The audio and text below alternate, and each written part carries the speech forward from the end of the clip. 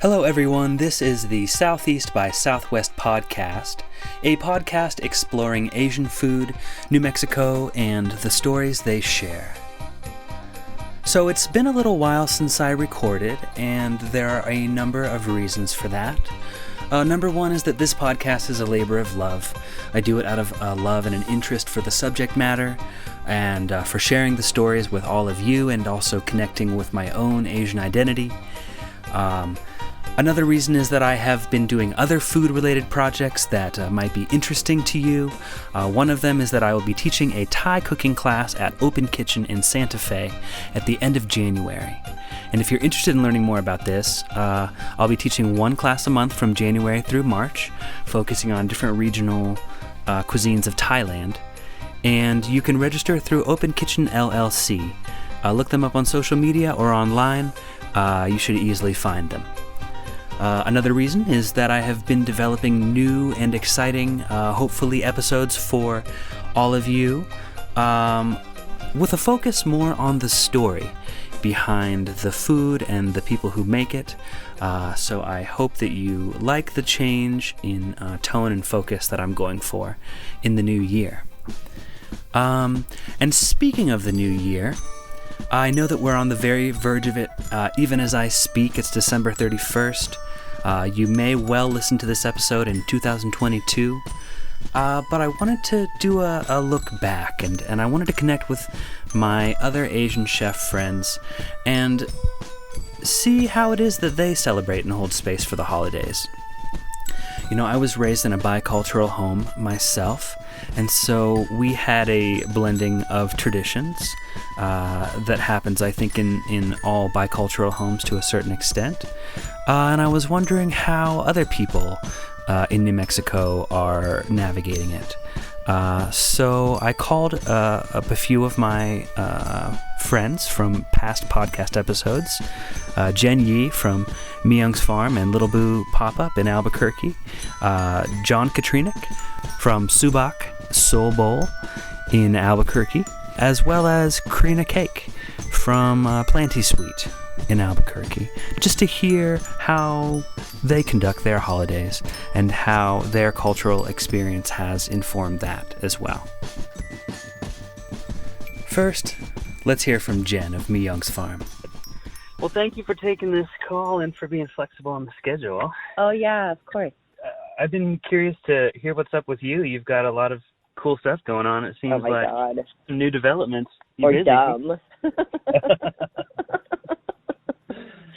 I don't know. I felt really stretched thin this season, between the farming and kimchi making and doing the ghost kitchen thing.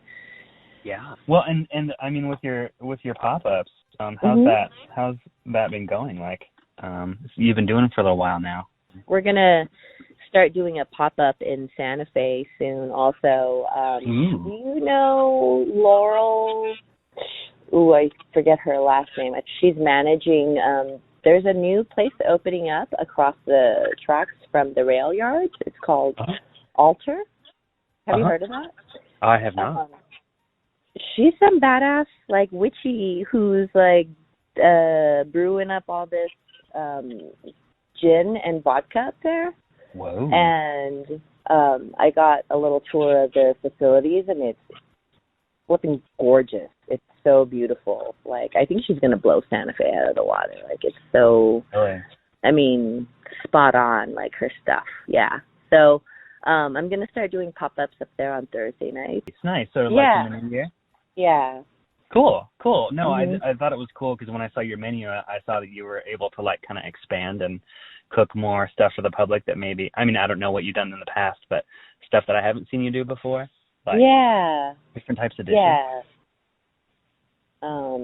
It's something I've been wanting to do for a while, and because Carmen only runs her coffee shop Monday through Friday, the space is so underutilized that I just thought, I'm already here, so how about I give it a go?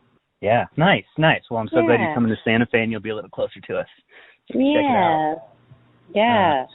Yeah, no. So I was just I haven't been on my podcast game for a minute, and I know we're entering the holidays, and I was like, I wonder what, like we have our sort of like Asian influenced holiday traditions at our house, and I was like, I wonder what other people do. Yeah. Mm-hmm. Yeah, we used to so, growing up, Chuseok is a really big one, right? That's the harvest moon, fall celebration. That's kind of the Korean like New Year celebration. And so we were really so big on that. Mm-hmm. And I remember getting the traditional like hanbok. You wear all your traditional garb and you go to all your relatives' homes and visit, and you do like ceremonial bows. They give you cash, money, and gifts. Awesome. Songpyeon, like aunties are always made, like that was a big thing. It's the little rice cakes. That was huge. I remember Christmas was a lot of once we came here, we still did a lot of kind of Chuseok style like celebrations during Christmas time in Korea, but I remember it transitioning to more like Christmas like in America, right? So the church thing, but we always had we would always make dumplings and make tteokguk. Have you heard of tteokguk? No, what is that? It's like a really basic soup, like a beef bone like broth soup with it's a very traditional like Christmas time holidays like thing you ate. And we would always make dumplings and different dumplings to go in it. Okay. And so like it sounds like the Korean tradition is kind of like merged with the American ones kind of once you came to America? Yeah. So like what about in the present day? How do you kind of celebrate it like with your daughter and personally? What do you do around the holidays? Or how do you hold that space? I basically, at this point, mix all of it together, right? We've dabbled around in making songpyeon, the duck, right? The little rice cakes. We put up a Christmas tree. Like, it's just a mishmash of things. But I try to definitely explain to her what it is we're doing and why. So she understands that it's just kind of this time of celebrating all of it. I try to do it a lot during Chuseok in the fall with the harvest moon. We set up a little altar and put up offerings. I'm curious about the altar, because like there's like a reflection of that, of course, in like the Latin culture around here with the ofrendas and stuff, What does it kind of look like for you guys? Is it similar or? Yeah, it's a lot of food. Okay. Like beautiful, like the songpyeon is big in all of that ceremony, right? Yeah. And fruit is usually a big part of the altar. Pictures, bowls of rice. We do incense, like favorite little gifts to kind of offer up, things that, personalize our relationships with the people we set the altars up for. Okay. Now that resonates a lot, like with my experience of like Asian altars, that food seems to be a bigger part of it than like. Yeah, it's so huge. You're just like offering up this gigantic meal. Right. Yeah. Oh, that's cool. Yeah, I didn't actually know about. Is it called Chuseok? You said. I didn't know about that, the sort of harvest tradition. And then and you're so connected to the cycles and the seasons and the harvest as well now in your present life, huh? That's So that's really more when I kind of tend to celebrate I just, the whole commercialized aspect of the holidays like drives me batshit crazy. Oh my God. Yeah. Yeah, I try to bring more meaning into why we celebrate things for my kiddo. Yeah. Yeah. No, totally. It's very relatable. I was obviously I have a focus on food here. Yeah. And I'm just like curious. Obviously, Korean food's kind of having a moment in the national culture right now. There's like a whole lot of interest, and all of a sudden, like everybody's in. Like I'm sure everyone's like into kimchi. Like even like people know what like gochujang is and stuff like that. I know. I've been pretty surprised by people like, so do you make gochujang too? I'm like, shut your face. When I can get enough of the soybean production and peppers going, yeah, that is a vision I have. But, that takes a lot of, I think because there's intention with the stuff I'm trying to do of bringing it from the farm. Right. That, yeah, I could go get soybeans. I could, buy a giant ass bag of chili peppers. But for me, it's this process of bringing it from the farm, eat to label. Right. It's the ethic or the value. Yeah. Well, so the question that I was kind of circling around to here was, so for the noobs, right? For the people who are just discovering Korean cuisine and, for the kimchi fans, et cetera, like, have you found a way to work in Korean elements into sort of like what's traditionally like American food fare? Like, have you found anything in particular that kind of works? Like, I'll give you an example. I'm always putting like sriracha and things on my mashed potatoes. And that's like a real basic example of what I do. But like, have you found anything similar to that? Yeah, I mean, it's not on my menu, but I rattle off a bunch of things to people to try and get them to relate to kimchi. I'm like, hey, if you're trying kimchi for the first time, like make yourself a grilled cheese sandwich, and just about like right as you take it off, like pry it open a little bit, slide some kimchi in there. Only because I am trying to encourage people to get the probiotic benefits, right? And if you cook it off, then you lose it. Okay. So I'm also giving them kind of this like, you want to keep it like this because you want also the health benefits. Like it's delicious, but you also want to benefit from it that way, right? So like a grilled cheese sandwich, and like people are so damn surprised. I tell them, like, bake a sweet potato, caramelize some onions, and throw some kimchi on top of that. Oh, yeah. Yeah, just, quesadilla. Same concept, right? Throw some kimchi in there. Delicious. Right. Yeah.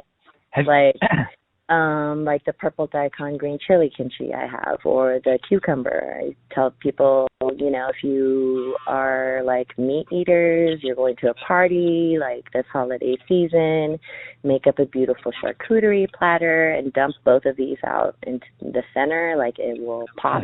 Like the colors will pop on your platter, and then it's just like a conversation piece, And it's delicious, and it like complements the charcuterie platter so beautifully. So, oh my gosh, that blows my mind. I can't believe I've never thought of putting it on a charcuterie platter. Yeah, so obvious. Yeah, because it's kind of the daikon and the cucumbers, they're pickled, right? They're like pickles. They don't have that trout consistency. So, yeah, I try to spin it around and try and get people to relate to it. And they're like, I only eat meat and potatoes. I'm like, that's perfect. Grill a steak and throw it on top of your steak. Put it on your cheeseburger, Right. Like, huh. Yeah. If you want to get weird with it, like, stuff some cheddar cheese and kimchi into the center of your burger and, like, make a stuffed burger. That is delicious. Oh, snap. Like, you actually put it in the patty? Yeah. Oh, dang. Yeah, that's pretty special. I mean, I have all kinds of ideas, right? I've been talking to people about it for like 10 years or so now. So totally. I make a salad at the kitchen. That's chicken that I chicken tenders kind of that I fry up and then roll around in a gochujang honey like glaze and top off with some kimchi. So Whoa. I'm just trying to plug it in wherever I can, you know? Yeah. Fried like arancini, fried like rice balls, like with cheese in it, but the rice has kimchi like blended and mixed into it. Oh wow. Yeah. What I mean, yeah, clearly it's like the world is wide open, it sounds like, for that. The pairings. Like have you ever eaten kimchi with like tamales before? Tamales with pizza, with like Pizza, yeah. I mean, I have to know what this stuff tastes like if I'm gonna like tell people about it, right? Right. Yeah. Well, and Korean food seems to have this superpower of being the only Asian cuisine that I know of where you can just throw cheese in and it's awesome, like pretty much everything. Right? Yeah, all the spice, like it kind of. Yeah, some of what they're doing, though, in Korea with, like, that street food and the cheese combos, I'm like, oh. They're taking it to the level, yeah. For sure. Yeah, I'm like, I don't know, man. You shouldn't put cheese on ramen. Right. That's where I have to draw the line. Right. Ramen is just ramen, man. Leave it alone. It doesn't need cheese. Yeah, exactly. My kids are actually of the same opinion. I had them throw the American cheese on the Shin Ramyun one time, and they were like, what the heck? Yeah, never again. What the shit is this, Dad? Yeah, right, wrong. Cool. Yeah, well, good luck, moving. Thanks, you too. Season, thank you. Yeah, and you hopefully I'll see you up Santa Fe way sometime soon. Yep, for sure. All right, cool. Okay. Take care, Jen. Be well. You too, Derek. Bye. Bye-bye. Next, we talk with Chef John Katrinak of Subak Soul Bowl in Albuquerque, who is also making some really exceptional Korean food out there, about what he has been up to and how he celebrates the holidays. Well, and it's been awesome to see the stuff that you're doing. Like you're definitely continuing to like pump out some exciting looking stuff. For sure, yeah. Try not to stay boring. Yeah. Right. Well, you're doing a good job at that. What just for like listeners, what have you had going on recently? Sort of food wise. Yeah, so food wise, we kind of we revamped the menu, and then kind of refocused just on like kind of our pre-built bowls, and then kind of brought back some of the pandemic specials that we were doing, because we were doing like a weekend special. So now we have, and kind of put our own twist and updated them. So now we're doing our country ribs with Korean cheese corn fritters and a kimchi coleslaw. Past couple of weeks we were doing like a honey butter fried chicken with a local bakery we have in town in Albuquerque called Birthday Bakehouse. They make a croissant toast. So we're doing like an herb croissant toast with that. It was really good. And now it's kind of like winter's upon us down in Albuquerque finally. Right. So we're next we're going to start doing some dugu, which we usually do. Hopefully some kimchi fried rice and things like that. Right. I'm sorry. Dugu? I'm not sure. Sun tubu. So it's basically soft tofu stew. Oh, okay. So we make our own anchovy stock, bunch of other ingredients, and then we put a bunch of seafood in it. So we have like clams, mussels, shrimp, and all that kind of good stuff.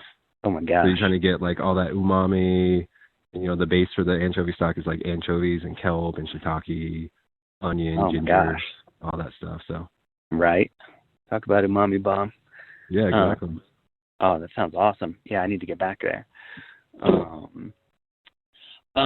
Well, that sounds amazing. I mean, and it's just consistent with what I remember of your food. It's just like, you're really taking the best of like so many different like types of cooking and integrating them into your menu. Like with the fried chicken, or like before, I remember you were doing the croissant, or was it a croissant or a pastry? Yeah, it's definitely, we don't want to produce, for me, it gets a little monotonous, making the same things over and over. So giving that change, and the staff is really excited about them too. So that's probably even better. But that helps. Yeah. Sure. Yeah. Well, the kind of the other thing that I was wanted to talk to you about is that I was just, I was kind of like reflecting on my own family holiday traditions that are sort of, influenced by, my culture and how I grew up and everything. Sure. And I was just curious how you do it personally and how you have observed, the holiday season and, yeah. Yeah. So usually, growing up, Thanksgiving, Christmas, we actually just ate, American food. So it was like turkey and ham and all that stuff. There was always kimchi on the table. So that was like kind of the standard, with Koreans around, you kind of have to have kimchi. Right. So that's, kind of more of the traditional stuff for those kind of events and things like that. But, Chuseok, which is like the Korean Thanksgiving, that's kind of like the standout. So it's mainly around puchinge, which basically is just like different types of pancakes and egg dip things. So you'll have like a triple skewer with some bulgogi beef, crab stick, and onion that you put on toothpicks, and then you dunk it in eggs, and you kind of like fry those, or fish cake ones, mussels, black mussels with caviar on top, or salmon roe on top, which are like my sister's favorite. So it was really, for us as a family, it was more, celebrating more traditional Korean stuff on those traditional Korean holidays. Right. Rather than, and then we, because my dad is an American, so, we would, do the traditional American kind of Thanksgiving, Christmas kind of stuff. So. Right. Okay. But, for New Year's, we go back to like the Korean tradition of like, dokguk, which is like rice cake soup. So every year, the more, Korean tradition, the more rice cakes you eat, the more luck you'll have in the future year. Okay. So you always have to like eat your rice cakes, and then at the same time it's, dumplings too. So oh my gosh. Folding, luckily, with the family, my Korean family is usually like 20. So making, 200 dumplings a little bit easier with more hands, a little bit easier to accomplish that. But yeah, learning how to crimp dumplings and, packing in as much of that, as many rice cakes as you can eat. Right. Well, and I mean, rice cakes are not like light food either, are they? They're like pretty dense. Yeah, it's pretty dense. It's more like kind of like chewy. And, we use the, that anchovy stock again. So, it's, definitely that umami, deep in flavor kind of stuff. So, yeah. And then, we top it with, freshness with like green onions and some roasted seaweed to kind of, pull out more of that kind of seafood flavor. Oh man. Yeah, that sounds amazing. Well, and so you had both growing up, it sounds like both traditions, like. Yeah, I guess like my mom didn't really want to cook on the holidays and kind of let my dad cook. Oh, nice. Your dad cooked. So, yeah. But he made, kind of crazy stuff like cheesecake baked apples and things like that. Man. Yeah, and it's, celebrating both cultures, but, same time, it's, food, and it's all about community and family and coming together and all that stuff. So that's what it really was about, just connection with family and like celebrating food. And, at the end, it would always be the traditional Asian desserts, which is just like fruit. So. Right. Yeah. Or like some crazy rice cakes and things like that. So different types of rice cakes. Yeah, so like there's different rice cakes. So like a lot of them are covered with like red beans, or there's different colored ones too. So they'd be like green and pink. But yeah, just more kind of like that chewy, sweet kind of flavor. While the stew was more kind of like more of like a savory, chewy kind of rice cake. More like I see. So I'm guessing more like a mochi type of situation. Yeah, like a little bit mochi, but yeah, yeah, definitely more like on the sweeter side for desserts and things like that. So. Well, and I'm just curious, like going back to the kimchi on the like American holiday spread. Sure. Yeah. Like how would you work that in personally?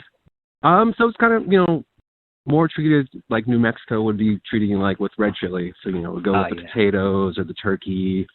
I like on the holidays here in New Mexico to do. Some people are like red chili instead of gravy. Like I prefer like both of them together.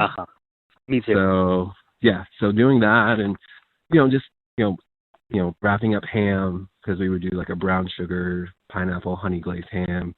Having that with some kimchi was it's kind of really really tasty and like kind of out of this world.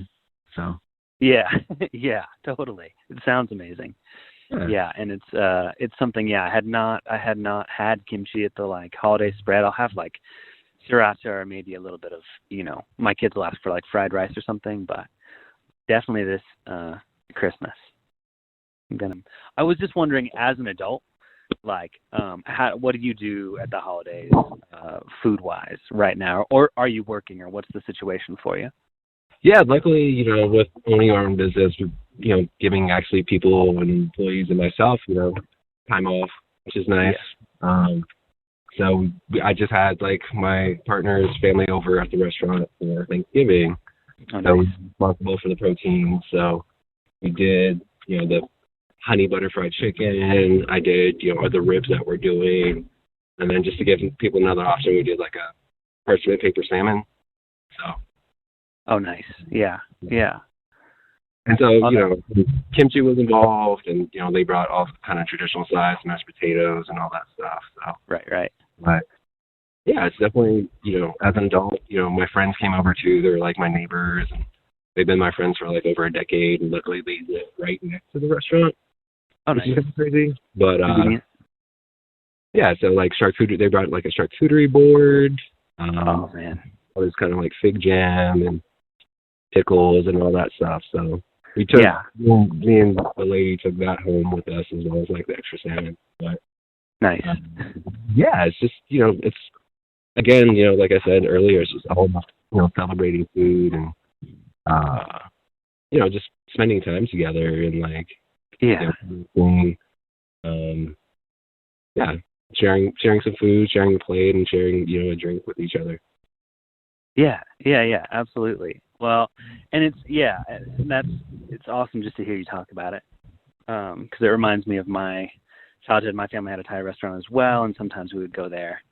Same thing for the holidays. It'd be like just like you said, a celebration of food. It wasn't like a linear holiday spread, but it was better than that, actually. No, totally. Right? Like the American holiday spreads are a little monotone, like flavor-wise. That like there's no acid, and like stuff like that. But yeah. Well, man, I appreciate everything. I appreciate your sharing, and definitely want to wish you guys very happy holidays from us. To you and your whole team, and I hope to see you soon. I definitely want to get some of that new menu. Yeah, definitely, that'd be great. Yeah, we'll probably bring out the stew in the beginning of the new year, so definitely come check it out and get that meatball in your mouth. For sure, man. Yeah, I'll bring my kids again. Awesome. We'll get into it. Yeah. Cool. All right, John. Well, have a great rest of your day. It was great to catch up. Yeah, definitely. You as well. Yeah. Thank you. All right. Bye.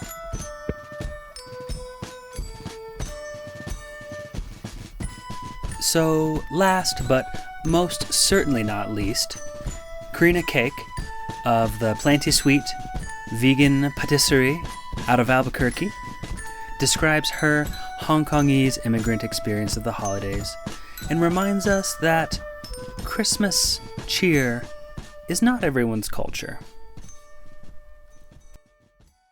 Hey, Krina. Hey, how's it going?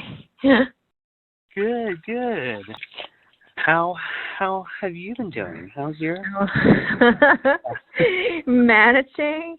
Yeah, like today is usually my day off, but there's just so much stuff to be done before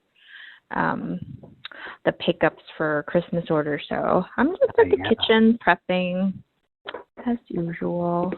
Right. Well, so, I was calling because I was just talking with my wife about, like, how we have this sort of, like, blended holiday thing where it's, like, my, American culture and my Thai culture and her American culture and, like, what it looks like to celebrate the holidays. And I was like, I wonder what all my chef friends, like Asian chef friends, do at the holidays. When I grew up in Hong Kong, like, Christmas it's actually pretty, like, celebrated in Hong Kong. All the buildings would have like light show because there's a lot of skyscrapers, and it's like the battle of the light show, all the financial buildings who's got like the better light show. And so we kind of just would go out and see all these light shows, and like in like the central financial district, and there, like, you stand over the harbor, and it's pretty festive in Hong Kong actually. But after moving here, I definitely have we basically moved here because my uncle, he's American, and a couple of my aunts have married into American Caucasian families who have like citizenship, so they kind of applied us over. So they kind of really celebrated it. And now, then after some time, like, your parents really try to make it fun for you when you're a kid, but like once you grow up, like, nobody really cares anymore. Like, it's kind of like just another day. Right. But being here in New Mexico with my husband's family, with Josh's family, right. Then like I kind of brought that spirit back for me. Like, they go all out. I just had a panic attack last week. I was telling Josh, I was like, I feel so much pressure. Like, we're almost, here. I don't have any gifts for your family. They always come like super prepared. They have like 5 gifts for each person. They wrap up, like, there's like 5, like, everybody gets multiple things, and everything's always wrapped up so nice, and they put it under the Christmas tree. And ever since I study like ecology and plant biology, I'm like, everything's wasteful. I don't like celebrate anything. So I'm like, well, check your email. I got you a gift card, So at some point, so like this, and then at some point I kind of just got them like local gifts, which is usually like soap, coffee, candles, like little local stuff. And it kind of gets repetitive after a while. So I'm like, well, what am I going to do? Like, so much pressure. Your family's so perfect with their gifts. So I kind of just, definitely we celebrate with their family. My parents probably don't even expect me to call them, It's like not a big deal. Probably like a text message. My mom really likes to send like animated gifts and like GIF, like GIF gifts. Like just so we don't, like, my family personally don't really celebrate. My mom doesn't. My Josh would be like, oh, what are we going to get your parents? I was like, she doesn't expect anything. Just get her money when it comes to Chinese New Year. Like, when Lunar New Year hits, like, then, like, you can do something, like, send her money. That's her favorite thing. Right. Yeah, but usually now in New Mexico, we eat, like, my favorite thing is just eat tamales. We bring on the New Mexican food, and his mom makes pozole, and she'll make me a vegan one, and that's my favorite. So I'm not really into any like feast, or even for Thanksgiving we don't. I mean, they do a turkey, and I don't expect them to do anything other than just make me vegetables. So Right. Yeah. Yeah. I mean, and that actually makes sense, and it's something I haven't heard, and I think it's also like because you immigrated here, like in maybe some of the other people I've spoken to, grew up here since birth, or had like one Caucasian parent, you know. Oh yeah.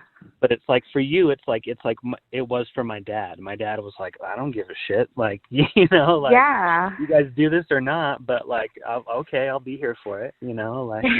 But you know, he'd get himself gifts and like put that they were from us and stuff, you know, because he wanted to be part of the ritual. But you know what I mean? Like, same thing. Do you make Thai food or? Yeah, the like, you mean like now in my family? Mhm. What's so awesome, and it just like melts my heart, is that my kids ask for like fried rice with the other things, you know. So, like, and some of my kids, like most of their plate is fried rice, and they'll get like a couple other things, but like, you know what I mean?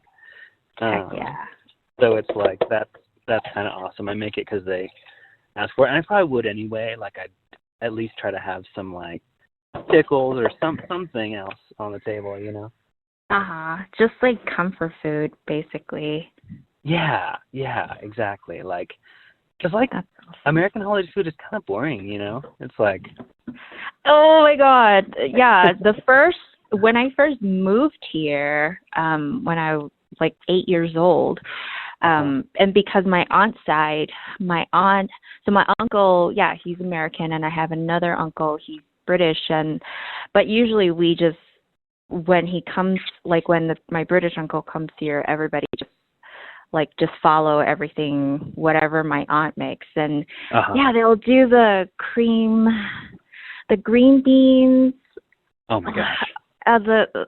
The weird, sorry, I don't. Yes, it's like. I'm like, I don't want to be racist, but the marshmallow with the sweet potato is so disgusting. Oh my gosh. I just didn't understand any of that. So, I don't know if you know this, but Chinese people, they stuff turkeys with glutinous rice. I've heard of that. Yeah, so that's like. So Thanksgiving, like my mom would celebrate with her friends, and she makes the turkey and she stuffs it with glutinous rice, which has like Chinese, the lapchen, the Chinese dry sausage, and shrimp. Whoa. So like dry shrimp, like, so that's what they do to stuff the turkey. Oh my gosh. Yeah. And like, what happens? So I imagine it cooks the rice and all the like turkey juice. Like. Yeah. Well, so the rice is, I think it's par cooked, like the glutinous rice. Yeah, and then stuffed into the turkey and then baked. Okay, I see. Oh, and then they'll make congee out of the leftover turkey. Oh yeah. Oh no, that was I did that move at Thanksgiving this year actually. That was fun. Yeah. Everything is like any leftover, make it into a congee or make it into a fried rice. Right, exactly. Yeah, there's always something you can do. Yeah, well that's it's a refreshing perspective to hear from you also, that like, you know, you just come from a different context, and it's not like, it doesn't have the same relevance for you, you know, as much as, you know, like, or important, especially not really. Well, and my dad, even before, you know, we were in the sort of ecological situation we're in, my dad too was like coming from this perspective of like, why be so wasteful? You know, like, like our kids don't need this stuff. Like, what are we doing? This is money, you know, like. Yeah. And, definitely. There's not really gifts or anything, but then again, Chinese New Year, like, it's pretty exciting. Because then you get money, and then it's. So I feel like maybe they think it's less wasteful because you're not getting like random gifts. I'm not really sure what I'm pretty sure why it's the tradition, just because I don't know, Chinese people just love money.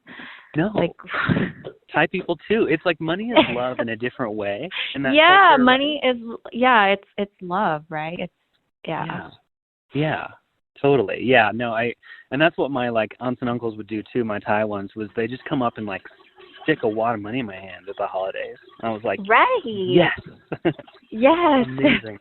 And yeah, you know, the closer that relative, like my aunt, like my favorite aunt is my my oldest aunt on my dad's side, and like every time I see her, you have to, you know, I know she's gonna give me that $100 bill because she's like my favorite aunt, and then she's most generous aunt, and you have to do the, oh, I can't accept this, and then you look at your parent and they're like, just say thank you, and then you have to go through the pretend like I can't accept this, and then right. No, yeah, I totally know. Yeah, we had a version of that in my house too. So yeah, that's Christmas for me anymore. There's so, like, I share a kitchen with Birthday Bakehouse, and I feel like I learned so much more from her about like making Christmas desserts. Like she makes like sugar cranberries, and I kind of like, I incorporate it into my menu now too. And then she makes like Yule logs, and they're so pretty. And because she's like Italian, and I think she grew up, like Sarah grew up in I think she grew up in Italy. So like there's so much like European traditions that like I was like, oh, this is all so like, it's so cute. And like that's all the things that I I never knew, and I never really did. So so then like when it comes to like making Christmas menu for Plenty Sweet, I'm like, never really knew like what to make. I just know like in Hong Kong, chestnut is like a huge thing. So I kind of just incorporate what I already know from like desserts that would be seasonal, and like all the fancy bakeries, the European bakeries. But yeah, Christmas isn't really not a big deal to me. Right. But it is nice to get together with my husband's family. Yeah. And I don't know if it has to do with having, like bicultural background or what, but it's the same thing for me as an adult. Is like nothing matters except that, what you just said. It's like just being together with people and celebrating something. Right, exactly. Yeah. Well, and making the excuse, like getting that excuse to like take time off. It's almost like, oh, well, everybody's off, so like you feel like you need to be off, because it is nice to have like a declare like day where everybody is off. Yes. Oh, you're so now right. that you're an adult, because it's like if I took a random day off, like I think like if a customer wanted cakes that day, would be like kind of mad, like why are you closed? So it's like so important to have these holidays anymore, I feel like. Just to take the day off. Right. Yeah, no, totally, especially in times like these. Yeah, well, good luck getting through this last push. Thank you. Yeah, for sure. And after that, I hope you have a really beautiful, restful holiday. And you too. Well, thank you very much. Yeah, excited. Yeah, well, excited to connect again in the new year. All right. Good luck with your move. I'll talk to you. Yeah, I'll talk to you later. Okay. Sounds good, Krina. Take care. Bye-bye. Bye, Derek. Well, thank you all so much for joining me for this last Southeast by Southwest podcast of the year. I hope you have enjoyed hearing these stories as much as I have. And from the bottom of my heart, wherever you are, I wish you all good things in 2022 and beyond, and I think we're all happy to close the door on 2021.